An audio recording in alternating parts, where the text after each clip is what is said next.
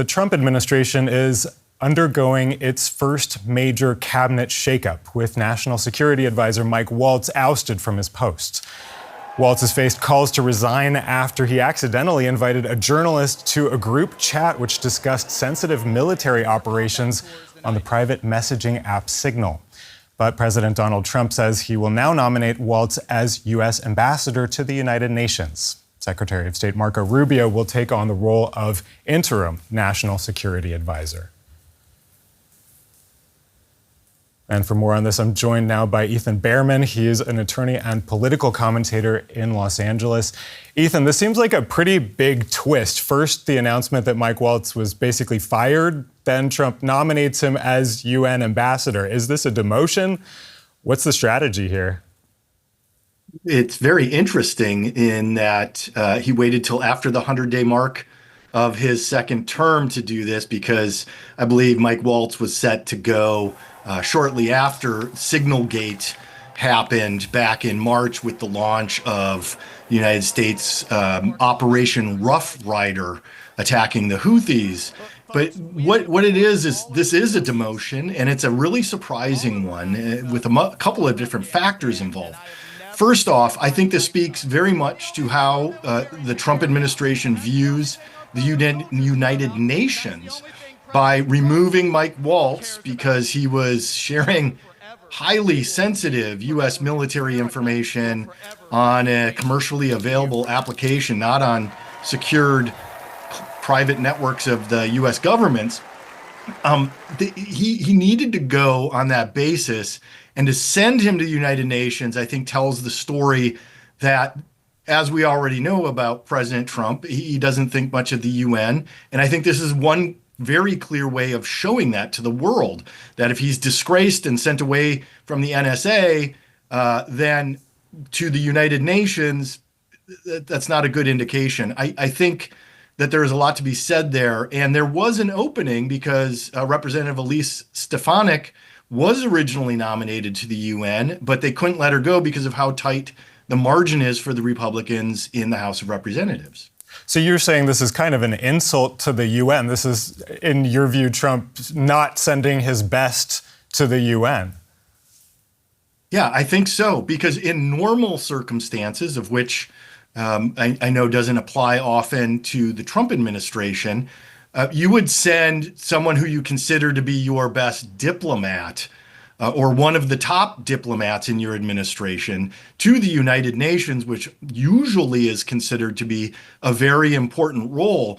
But for Mike Waltz to have committed a very serious offense, essentially, that is quite the indication in my view. Normally, he would be sent out of government. As a matter of fact, most people in the United States military or the U.S. government, if they had done what Mike Waltz had done with the Signalgate, then they would often be facing very serious charges. And people have gone to prison for many years for somewhat similar conduct. So that is what it tells me. But I think it's also opens the door for discussions of who really is going to be the next national security advisor, while former Senator and current Secretary of State Marco Rubio is named as the temporary national security advisor. I think that there is a lot to be said about who really will end up taking that position. And Secretary of State Marco Rubio, he's now both Secretary of State and the interim national security advisor. Is this kind of a temporary consolidation of powers? Why have him do both jobs?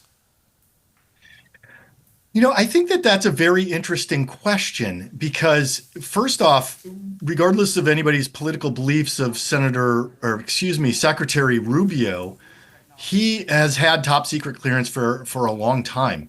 He is somebody who has been entrusted with the nation's top secrets before. So if you're looking at it through that lens, he is a logical temporary replacement as the national security advisor. I don't think that this is a consolidation of power. I think that there is an argument to view it through that lens, but I really do believe that this is temporary and that President Trump really needs a dedicated national security advisor in light of everything that's happening in the world right now. Ethan Bearman, thank you so much for your insights. Thanks for having me on. Straight to Washington then, we can join our correspondent, Benjamin Alvarez Gruber. Welcome, Ben, from National Security Advisor to potential US Ambassador to the UN. Is Mike Waltz being fired or promoted? The White House is trying to portray as giving him another position now. That's also what President Trump posted in these Truth Social posts. There was a surprise for many, also for the spokesperson at the State Department, that told a journalist who was reading that post that she just found out that her boss, that Secretary of State Marco Rubio, will take on this position of National Security Advisor for the time, so taking up an additional role. He's the archivist of the United States. He's also the director right now of the U.S. Foreign Aid Agency, and then apart from being Secretary of State, also the National Security Advisor. Last time that happened in this country was during the time of Henry Kissinger in the 70s. So there were some rumors already earlier today, even though Mike Waltz gave an interview at the morning hours. He was seen at the White House grounds for Fox and Friends. He gave an interview praising Donald Trump, praising this administration, as he did yesterday during a cabinet meeting. But it's really surprising that the consequences of this signal gate, of what happened, that they shared this information on plans of bombing the Houthis in Yemen, and included the editor-in-chief of The Atlantic, is not having any consequences, even though this topic, signal gate, will definitely come up at the Senate confirmation, potentially also putting more pressure on Defense Secretary Pete Hegseth. OK, so by giving national security to Marco Rubio, is the president trying to consolidate US foreign policy in one office? He praised Marco Rubio once again. He wants to have as many of these different tasks only with one person, but there have been many changes. There were also rumors earlier today that something might happen with Steve Witkoff, also the special envoy who has been dealing and has been talking to Russian President Vladimir Putin. There was a report that came out only yesterday by the New York Post, by US media here, that he actually used a translator from the Kremlin when he met with the Russian president. So there were some rumors that he might be replaced by Steve Witkoff, but that's of course not yet sure. There are a couple of names in there. Some of them, for example, Richard Grenell, who was US ambassador to Germany, then Marco Rubio, who has now been said by President Trump that he will be the national security advisor for now. But it is still really remarkable to see this, and to also find out by this post by the president that took many, not only in the White House, by surprise. All right, so it took the State Department by surprise. Does that mean this was another spur-of-the-moment decision by the White House?